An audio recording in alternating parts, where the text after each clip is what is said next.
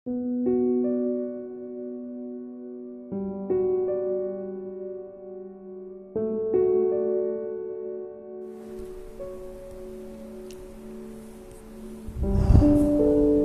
كان هادي الطباع. شاب كان هادي الطباع، عايش رايق في الحياة. قلمه كان دايما في ايده وصديقه اللي معاه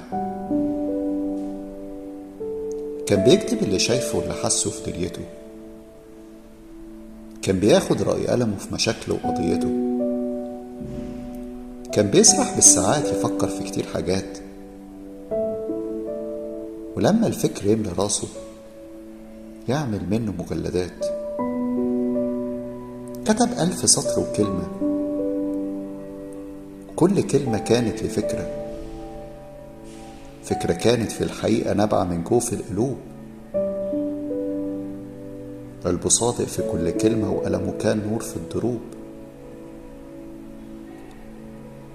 لما حاول بالطريقة انه يوصل رؤيته،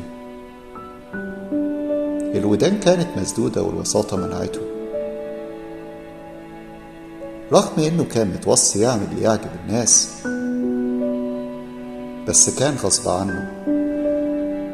الهيافة من سكته.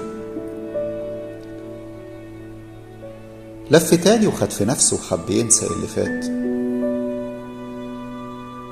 خلقه داء من المناهدة وتحول كلامه سكات. فجأة ريح ظهره حبة وغمض عينه في هدوء.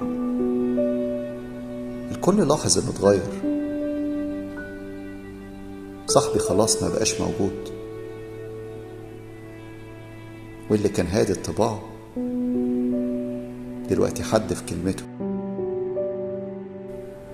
بعد ما قصف سن قلمه وقتله حلمه في رحلته.